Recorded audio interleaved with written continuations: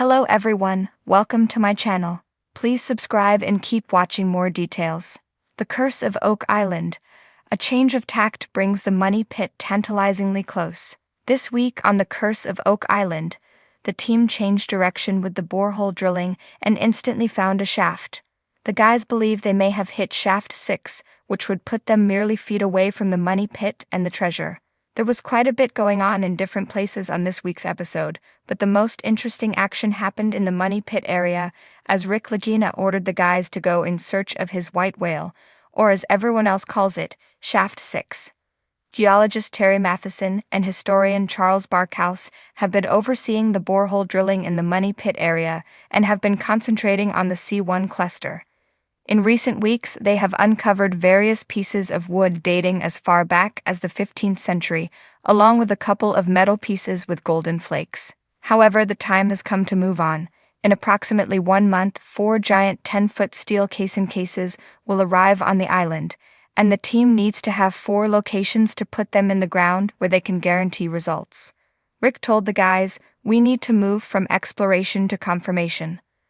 With that in mind, surveyor Steve Guptill recommended they move the borehole drill about 17 to 18 feet to the southwest of the C1 hole to see if they could find Shaft 6, and Rick wholeheartedly agreed, stating that he has always thought Shaft 6 was key to finding the treasure. This shaft was constructed by searchers in 1861 and was built to enter the money pit chamber from underneath, thereby avoiding the flood tunnels. The project failed when the shaft filled up with seawater, and they suspect the money pit chamber collapsed, scattering the treasure. However, if our guys hit that shaft and can figure out its orientation, then they will be just 18 feet away from the money pit. Simple. And Terry and Charles got a result almost straight away. At 79 feet, they hit what was obviously stacked timbers, and again at 79 feet, and again at 89 feet. They hit at least 20 feet of stacked timber and didn't need to dig any deeper to be sure that they'd hit a shaft. At 89 feet, the guys found an old square nail embedded with the wood, and Marty was wasting no time. Straight away, he took it to Doug Crowell and Laird Niven at the archaeology trailer to have it analyzed in the XRF machine. Clear evidence it could be Shaft 6. The team wanted this shaft to be Shaft 6, so the hope was to find something to date it to around 1861. They were in luck. The XRF found manganese in that nail, a chemical element that would not be present in a nail older than 1840. Furthermore, Laird said the nail looked to be from the early to mid-1860s, which puts it in the right time frame. This is starting to look more and more like Shaft 6. Hopefully next week the guys can learn its orientation, and then they can finally put an X on the ground and dig up the money pit. A couple of other finds on Oak Island this week.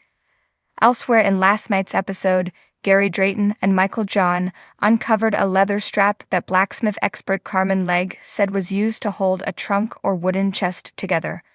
Legg also said it was a heavy-duty strap, so it would likely be used in the transport of heavy goods such as china or treasure. And in the swamp, Billy Gerhardt and his digger pulled 3 large pieces of wood out of the marshy depths, which were clearly human-made. 2 of the pieces looked like they may be survey stakes, but there wasn't time this week to do a proper analysis. Perhaps the guys will know more next week. ****, The Curse of Oak Island. A change of tact brings the money pit tantalizingly close. ****. For over 2 centuries, the money pit of Oak Island has been a riddle wrapped in mystery, cloaked in countless theories and tantalizing fragments of history. From buried pirate treasure to lost manuscripts of Shakespeare, the whispers of riches have lured men into the island's ancient, swampy grasp. But the one constant through all these years has been failure.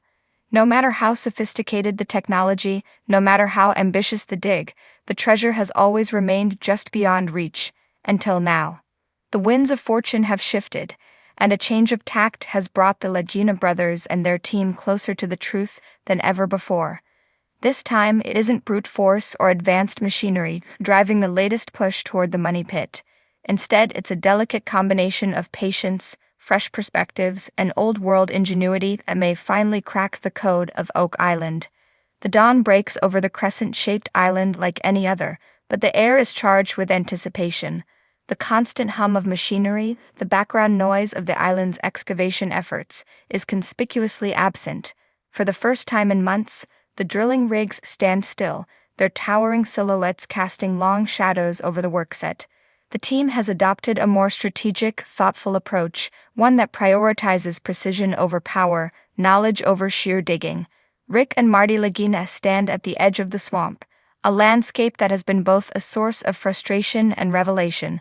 Just days before, ground-penetrating radar had detected a series of anomalies, an organized geometric formation of tunnels or shafts leading toward the infamous Money Pit.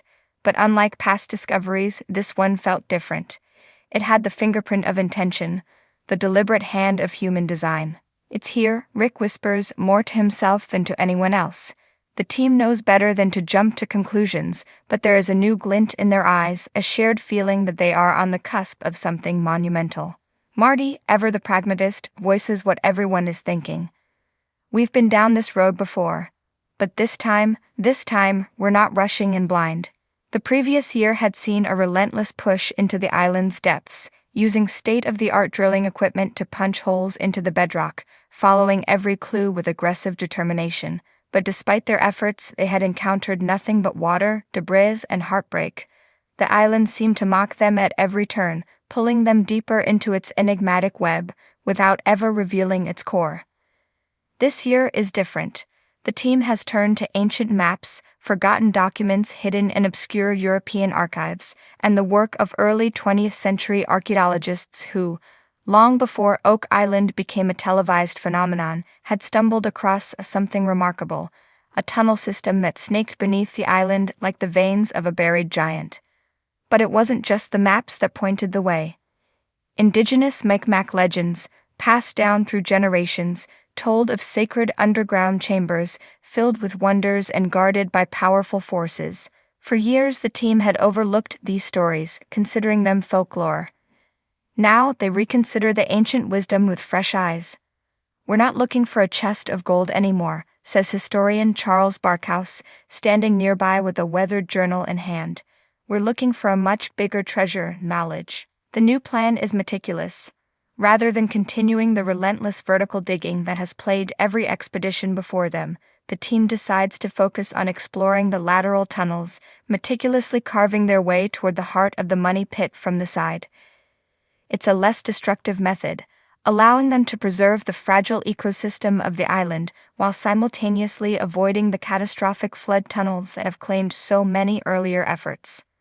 As the sun rises higher in the sky, the team huddles around a set of old, hand-drawn schematics from the 1700s.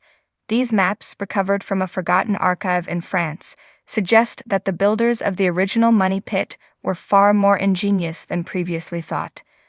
The design wasn't just a trap for would-be treasure hunters, it was a sophisticated labyrinth designed to fool even the most persistent diggers. "The tunnels are angled to create false leads," Marty says, tracing his finger along one of the hand-drawn lines. "But look here." His finger stops at a point where several tunnels converge. "This is where it all comes together, the heart of the island." Craig Tester, the team's chief engineer, nods in agreement. "It's been right under our noses this whole time. We've been too focused on going down when we should have been moving sideways."